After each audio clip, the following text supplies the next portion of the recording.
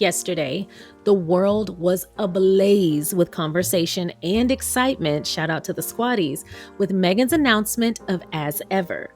It was a huge moment for Meghan. She was so joyful and happy in the video, and it was really great to see her that way. But something that I did not notice, but thanks to Marie Claire, they pointed out, even in her moment, even in that beautiful moment, a huge accomplishment, something so exciting, she was still finding ways to honor those that she loves. Let's get into it.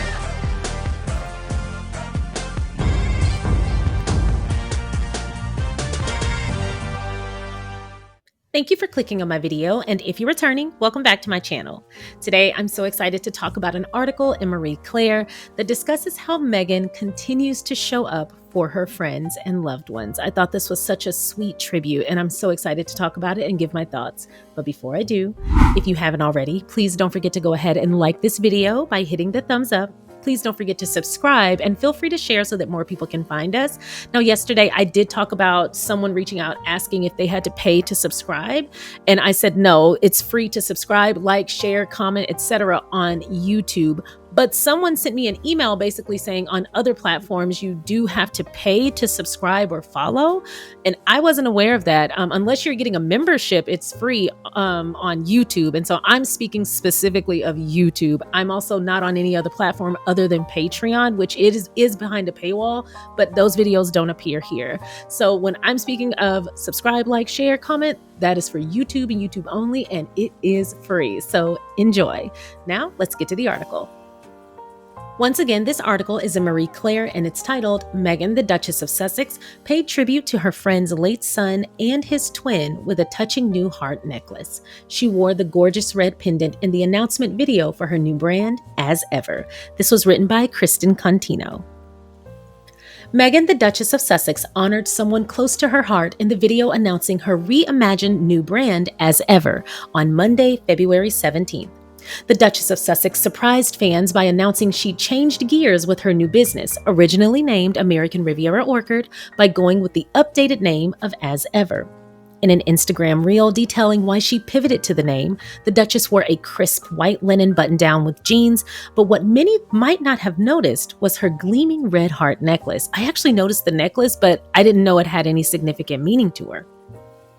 The design, coined the Heart of Gold pendant, is a 3200 style from California-based jeweler The Gold Album and was chosen in collaboration with one of Meghan's close friends, McKee Zajfen.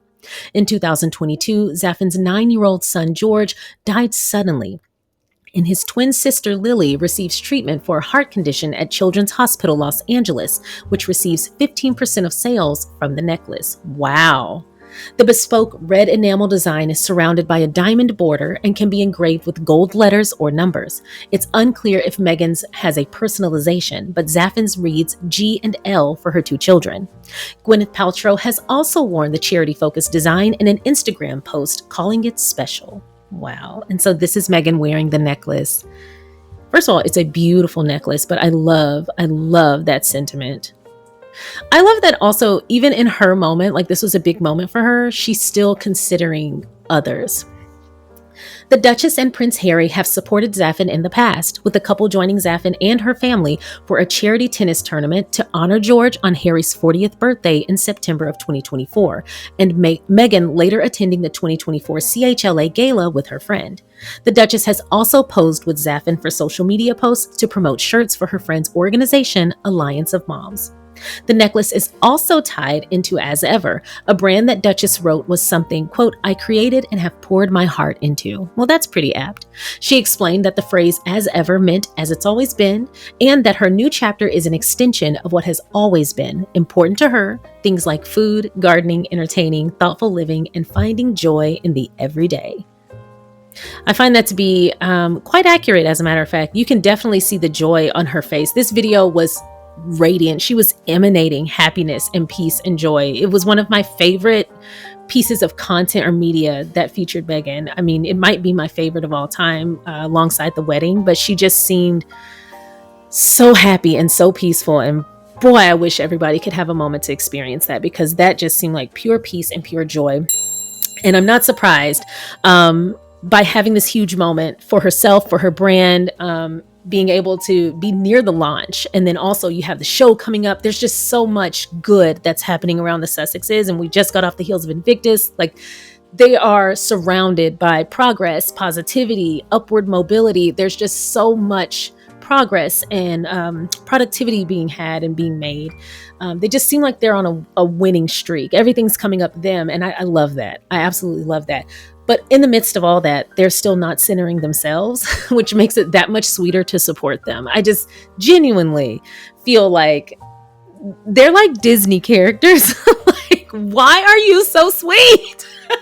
But you know what? That's not a complaint. That's true admiration. I'm just so impressed by them. And I also love being right about things. And they give me the opportunity to consistently say, see, I told you so. When people question why I support them, they continue to come out and do even more great things. And I'm like, get on the winning team.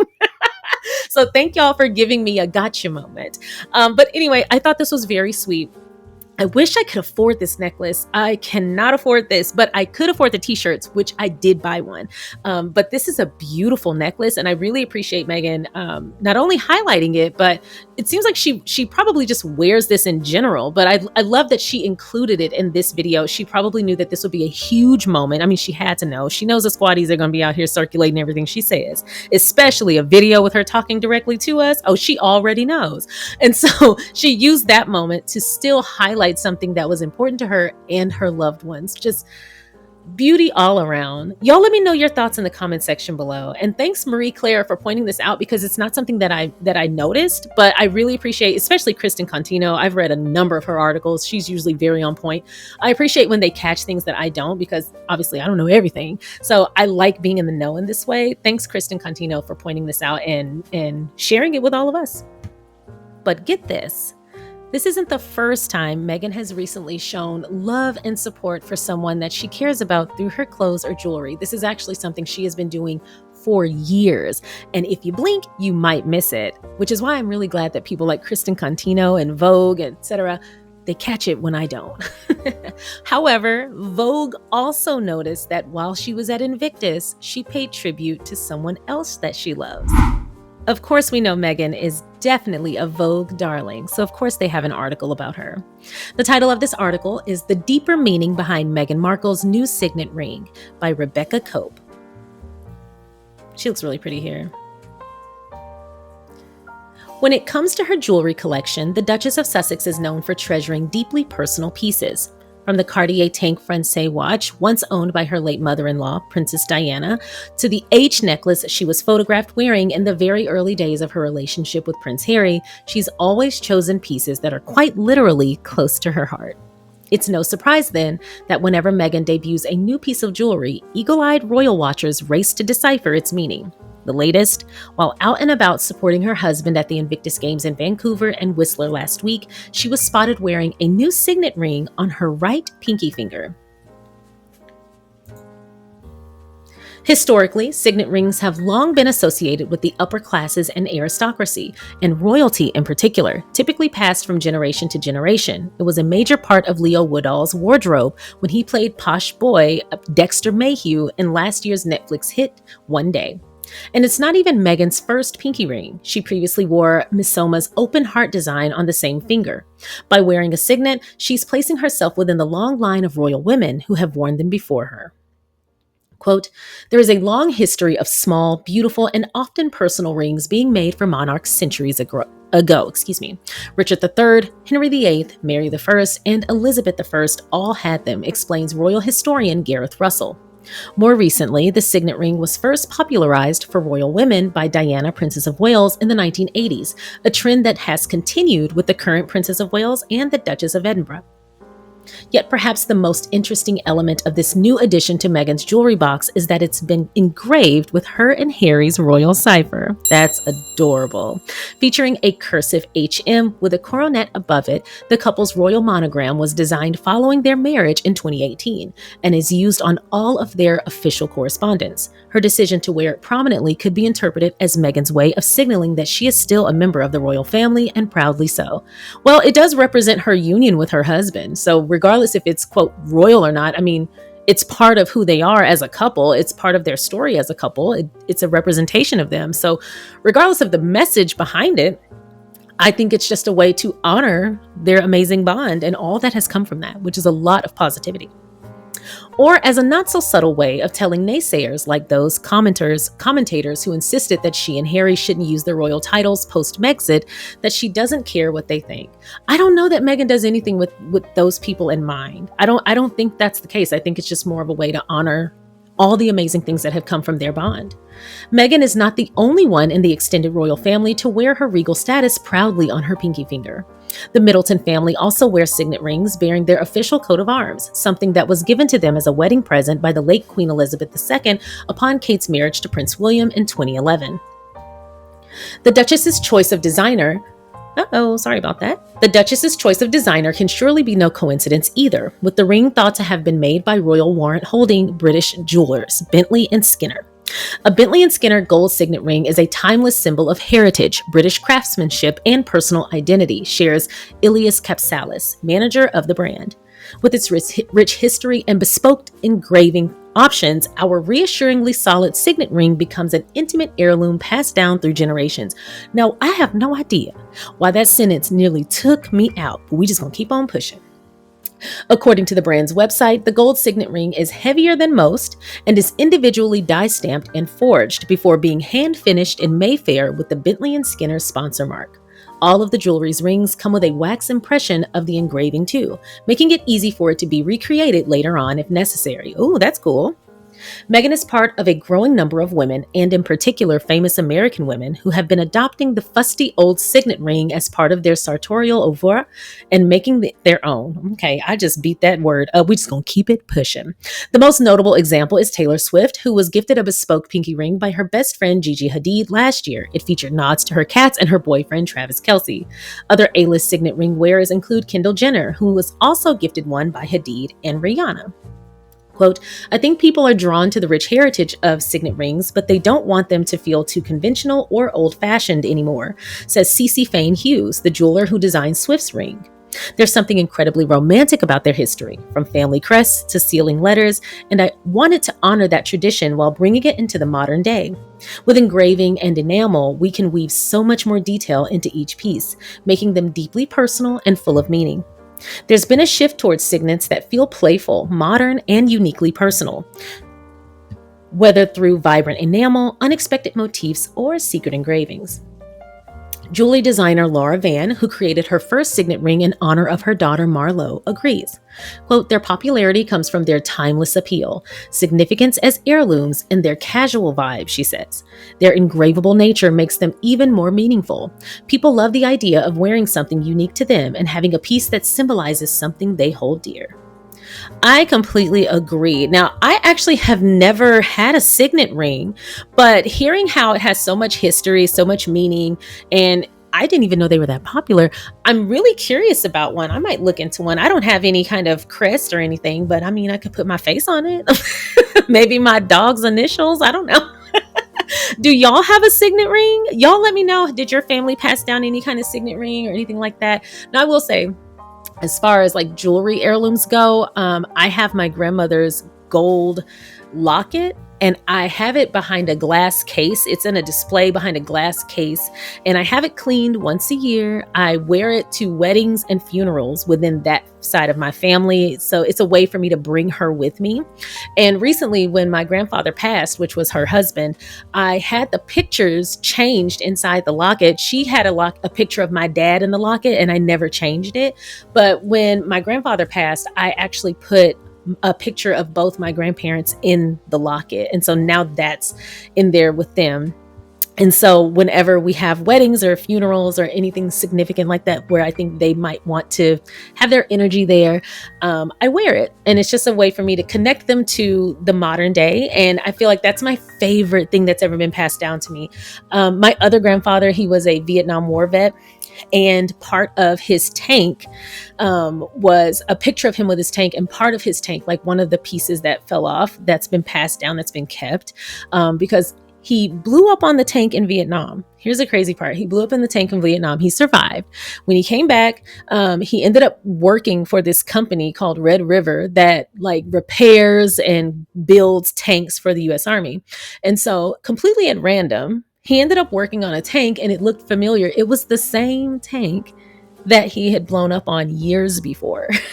And he was in charge of fixing it. And so they took a picture of him on top of it, which I've always thought that story was so insane. Like, what are the freaking odds? Like, that's not the only company that builds tanks in the world. So for him to not only get the same one at the same line, the same conveyor belt, like the same city in the same country in the same state, like, it's just such a weird coincidence. And so they kept a little, like a bolt or something. I don't know what it is. My mom has it.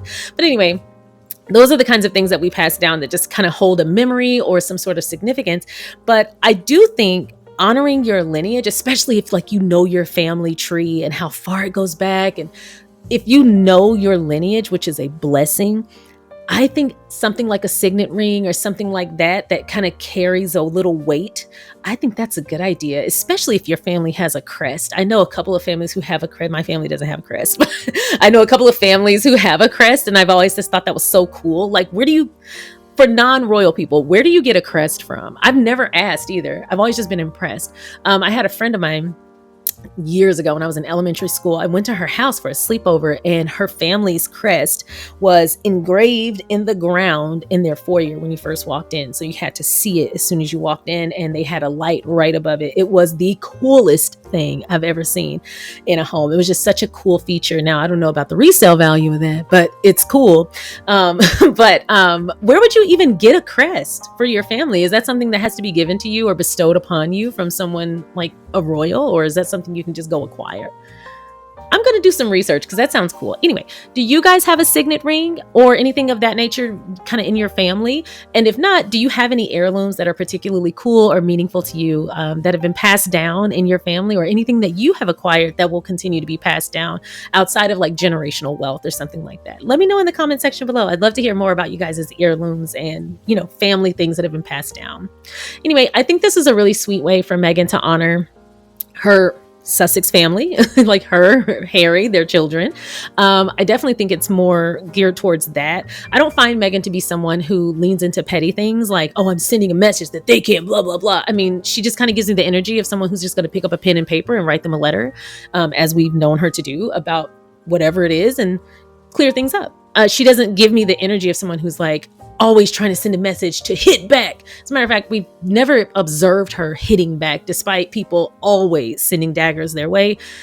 She has that evil eye on her hand, and she has that evil eye necklace, and I think she just sends it back. Return to sender. I'm not going to engage in that kind of energy. I don't think that she would use her family crest or this beautiful signet ring to send a message to anyone that harbors any kind of animosity. I feel like it's just more of a way to honor the amazing bond she has with her husband and kids, and something that quite literally represents her. Like, this is her and Harry's crest. Like, this belongs to the two of them. So I think her wearing it makes all the sense in the world.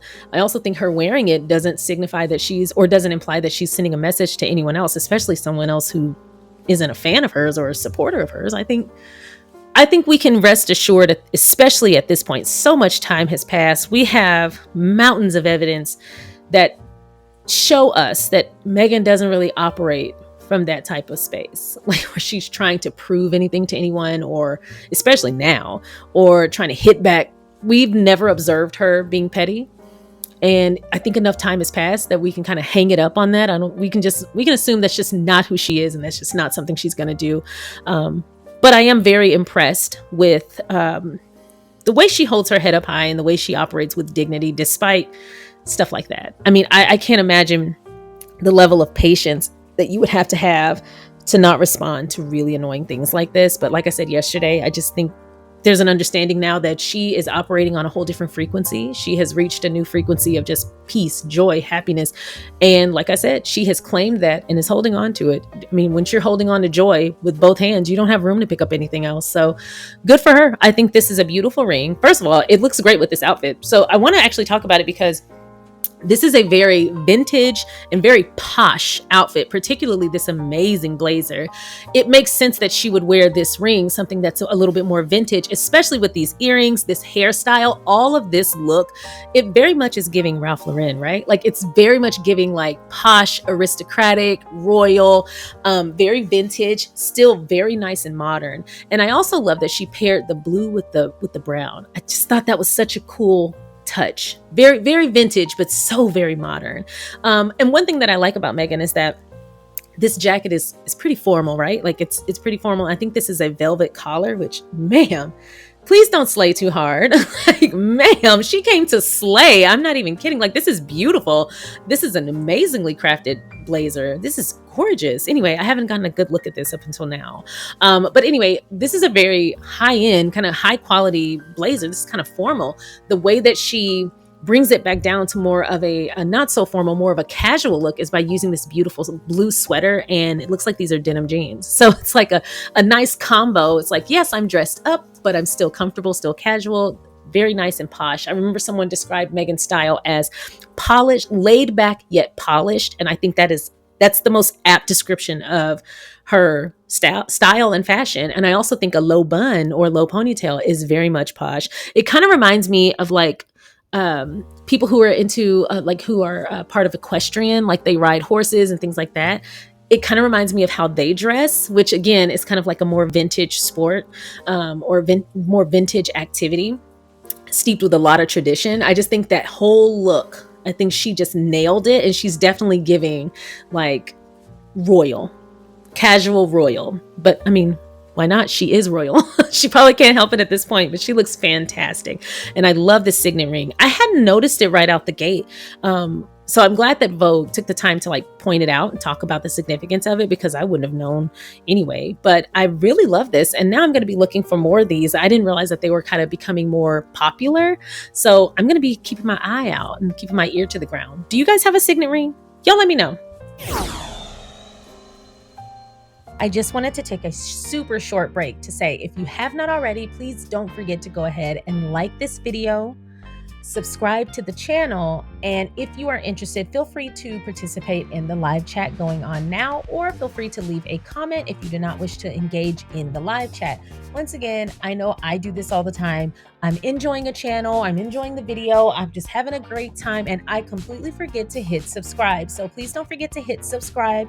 Don't forget to comment if you wish, and please don't forget to hit that thumbs up button so that the algorithm on YouTube knows that you like my content. Now, let's get back to the show. Meghan using her clothing to show love and affection to those around her is just a great way to maintain that positive energy. And it's also a great way for her to remember what's most important. And I imagine that that's something that she has to practice consistently, is maintaining her perspective and remembering what's actually important. There's so many distractions in this world. People will try and bring you down. We talked on Patreon about this complete and utter psychopath who wrote an article for The Spectator. It was sent to me by a patron who wanted my opinion on it. And we talked about it over on Patreon. And we kind of got a little deep into the concerning nature of his commentary outside of just being a troll. And that's just one of hundreds of examples. And I bring that up here to say, because things like that are still happening and are so rampant and are for some reason becoming widely accepted, despite the grotesque and volatile nature of it, I can imagine that people who are the target of that kind of behavior, such as Meghan, the Duchess of Sussex, I can't think of anyone who's more of a target than her for that kind of psychotic behavior from other people. I imagine that it is it's a necessary, daily practice for her to maintain perspective and essentially put on blinders to nonsense, because there's so plenty of it. And so with that said, I find that wearing things that remind you of your loved ones, that kind of call in their energy, that surround you in their love, that remind you who's behind you, who's in your corner, remind you that you are loved and that you are cared for, and that there are people in this world who know the real you. I think that's necessary. I feel like that's necessary for everybody, if you can do that. Late last year, y'all know my grandfather passed away. And it was tough. That was the toughest thing I've survived in my life. And my therapist suggested putting his things around the house, like his pictures, and like I have one of his pocket watches and I have a tie of his, and we have a ton of pictures together. And I was actually doing the opposite. I was taking things down. I was like, every time I see it, I get sad. And she was like, well, she said, it's kind of like a bruise. It's really, really fresh right now. And she said, so to expect yourself not to cry is impossible. She said, but what happens to a bruise over time? You no longer feel it. It goes away. The mark might be there, but it no longer hurts when you touch it. And she said that's kind of how grief works, except it's in and out. She was like, grief is like the bruise comes back out of nowhere when you least expect it. But she said every time you push through and you remember the good things about them, you remember the things that you shared with them, and you remember how lucky and blessed you were for them to be in your life and for you to have the amount of time you had with them, especially 93 years. My goodness, I was very, very blessed to have a grandfather live that long. And she was saying how every time I see those photos or see his pocket watch or see any of the gifts that he sent me or anything like that, I'll remember the special moments. And over time, that will be where my brain automatically defaults. So to not shy away from looking at those things, but to embrace them and use them as a tool to connect with him, as opposed to being sad that he's gone. And so, y'all know, I can be kind of avoidant. When something hurts my feelings, I'm like, nope. I will dip out. Like, seriously, a lot of people in this world have seen the back of my head. I do not like to be inconvenienced. I don't like to be angry. I don't like to be arguing. I don't like to be sad. I'm one of those people that'll quit a job on the spot. Like, I'm just genuinely like, oh, nope, this is beneath me, and I'll dip out. And so far, I've been really blessed that that's never been like a big deal. But over time, I've kind of worked through that habit, but I'm genuinely averse to things like that. I hate being sad. I hate crying. I hate complaining. I hate whining. And so grief was like a cocktail of all of those things, of like just feeling icky and genuinely having no solution to it. For a solution-based person like myself, that is purgatory. Okay. And so I thought removing the things that reminded me of him would help me to kind of put out of sight, out of mind. I would maybe forget that he was no longer here for a while and have a little peace. But I took her advice and I put up his photos, particularly those with my grandmother. And I put them up. I put up his pocket watch into a glass case next to my grandma's locket. Like I kind of just put him into the house. And I'm not going to lie, it helped. It literally did the opposite of what I thought. I thought I was going to see his picture and just fall apart. It was actually kind of like, hey, granddaddy, like, and to be real, having his picture, particularly in my office where I see it all the time, I don't know that I've even felt this close to him when he was alive. It actually feels like his energy is here. It's like a comforting feeling, like, wow, I have had a grandfather my whole life, and I'm in my late 30s. It's also a reminder of just how lucky and blessed I was to have him. And so, of course, I have pictures of my grandmother, but I've long healed from the pain of losing her. She passed when I was 14. And so I kind of just got in the practice of like not avoiding difficult things and difficult feelings and putting up the pictures and enjoying the presence of people who the memory might bring me a little sadness, but man, the joy and the peace that comes on the other side of that, of just remembering how great they were and the bond we had. And honestly, like my therapist said, the bond doesn't die. The bond doesn't die when the body dies. That was such a simple statement, but I was like, oh my gosh, you're right though. Like you can't erase the bond. And so I say that to say, it's kind of a dramatic way of making the point of having things around you that remind you of what's most important in this world, having those visual aids consistently around you. It's kind of like writing down your goals and keeping that on your desk at all times. So you keep the motivation, but you're also reminded of what you're working for, what you're working toward. So when you're tired or bummed or you're ready to quit, you look over there and you're like, but I'm doing this for a purpose.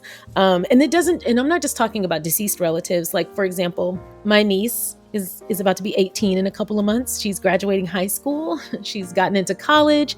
She is such a freaking rock star. But boy, is it tough thinking about my baby girl going off to college. Now, here's the thing. I'm lucky. She's going to be right down the street from her auntie. So she can do laundry at my house. Whoop, whoop. But here's the thing. Just her growing up has been really difficult. It's like one day I looked up and I was like, oh my gosh, I'm never going to see that little chubby 3-year-old with the big bun on her head running towards me anymore. Oh my goodness. I was down bad.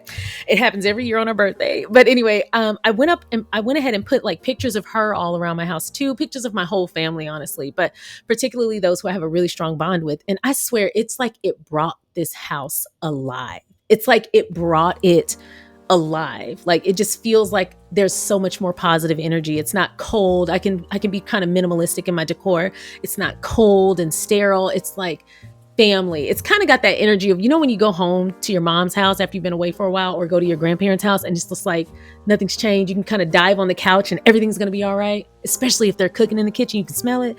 That's the energy that's in my house right now. And I feel like that's in direct correlation to me putting my family all around the house, and it kind of keeps me centered. And I'm going to be even more real. I still get trolls, but I don't even feel the impulse to talk about them anymore. Y'all know I used to kind of update you on like how I was doing with Troll Patrol, but I don't even update. I don't even care anymore. Like it's genuinely like I've reached a different frequency. And that's exactly why yesterday when I was talking about Meghan claiming her joy and holding on to it in spite of everything that's trying to rip it away from her. And it's just another example of her her incredible resilience. It's part of the reason why I said that she reached a different frequency and they cannot reach her there.